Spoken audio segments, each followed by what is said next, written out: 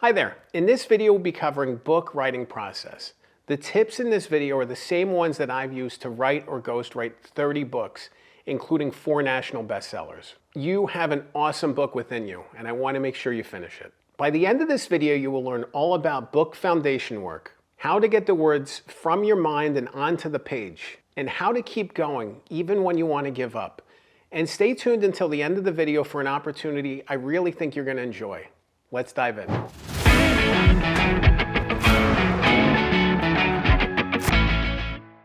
It's interesting for me to look back at my ghostwriting career. I started ghostwriting books in 2019 and have been doing this now for 6-7 years.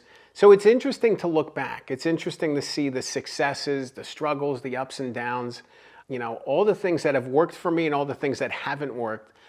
Because ultimately it makes me better as a ghostwriter. It makes me better as a book writer, and I just love to share those insights.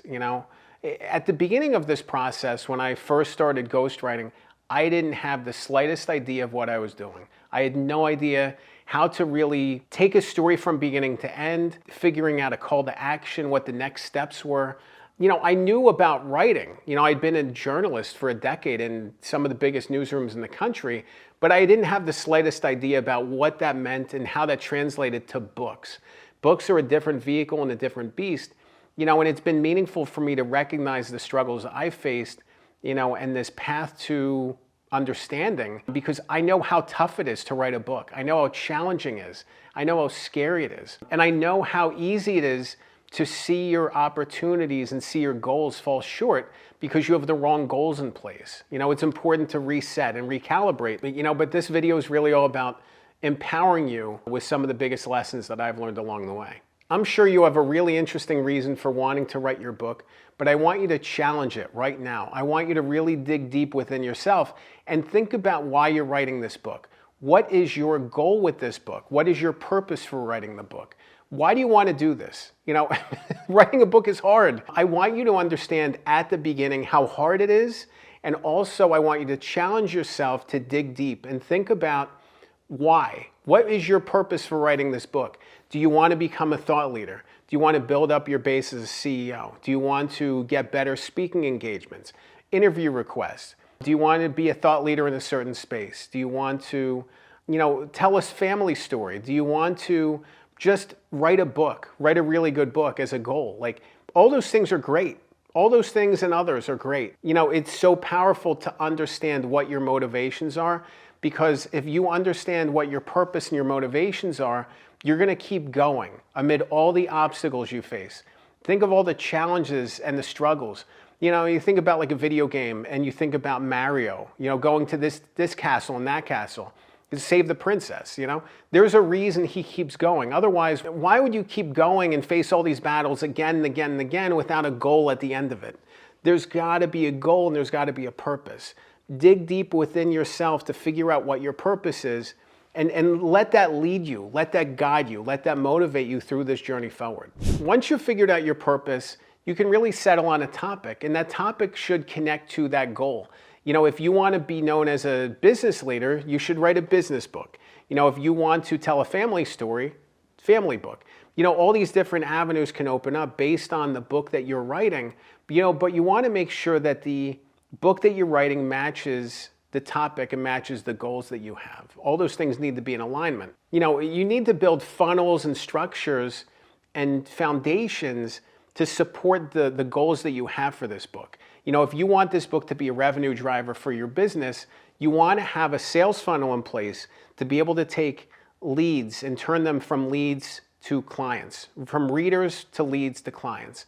You need to have a way to do that. You maybe want to send them to your website where they can sign up for your email list, and then you can pitch them and send them updates and ideas. You need to have a system in place. Otherwise, all these opportunities are just going to slip away and fall by the wayside. You don't want that. You want to see all these things connect. As you dive into the writing, I love book foundation work. It is the structure on which I build every single book. At the beginning of the writing process, I spend a lot of time on book foundation work, probably a month or so with each project. give or take. And it's so special to be able to dive into that work, and it probably feels mundane and unnecessary. You probably just want to go and write, but you want the writing to have purpose, you want to have meaning, you want to have intent behind it, and you want to know that it's contributing to this larger goal. With book foundation work, you're really focusing on book hook, book audience, and book outline. Your book hook is the message that the reader's going to carry forward from this book. After they're done reading it, how do they carry forward with your book, being informed by what your book shared with them, and how do they carry forward with that in their life? And this should be a 1 to 2 sentence thing. You don't want it to be any longer than that. You want it to be very simple. Simple, simple, simple. Simple as possible. Book hook is huge because when people ask you what your book is about, you want to be able to answer them in a very direct way. And you want that direct way to be clear to them from the cover, from the subtitle, from the title, from the first word on the first page. You want them to understand what this book is about and what the takeaway is for them. That you want the juice to be worth the squeeze for them. And you can't do that if you don't have a good hook. Audience is another hugely important element. Who is your book for? If you don't understand who your book's for, it's going to be really tough for you to find the right audience. It's really tough to get the audience to understand that you wrote this book. Yeah, I think back to some of the books I've written and some of the focus I've done on audience, and it can take years because there's so many books out there. It can take years for the right people to even find your book. Sometimes even people in the audience aren't aware that your book is out there. So you really need to drill deep and focus on audience and do a lot of research and deep work to figure out the size of the audience, the reader level. You want to write to them. You think about a child's book versus an adult book on the same topic. They're going to be written very differently. So you really want to meet people where they are, understand what types of story they want to read, and match that. And that audience work is so important at the beginning of the project. Another element with foundation work is outline. Outlining is massively important. I outline every single project I work on before I get started. You want to see what the reader journey is from beginning to end, from one chapter to the next, flowing from here to here to here. And that outline can evolve over time. It's not like, you set it once and it's done. It's not set in stone. You can always evolve it and change it over time, but you want to make sure that you spend the time to think about it. Think about the reader journey and how you're going to get them from the first word to the last word in the book, and then what do you want them to do next. So that's what that outline's all about. Once you have all of that foundation work, you can really start diving into the writing and think about it in terms of chapters, think about it in terms of, openings, closings, how you get them from one spot to the next. Writing can come in many forms though. A lot of times people think of just sitting behind the keyboard, computer, and just typing away.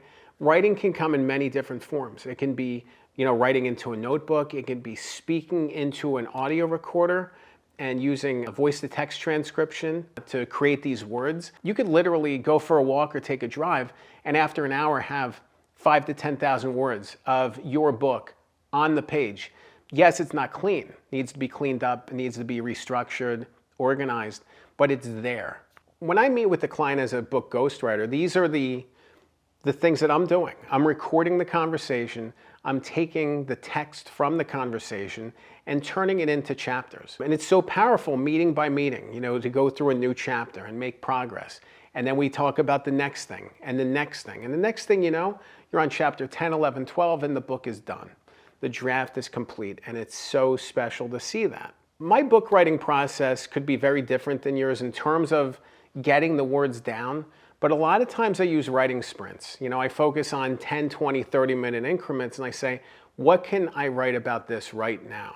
And I will write whatever I can. I will just brain dump onto the page, and then I will clean it up later. This isn't about making it perfect. It's about getting the words down, and it's about getting the words out however you can. I also set weekly and daily targets and goals.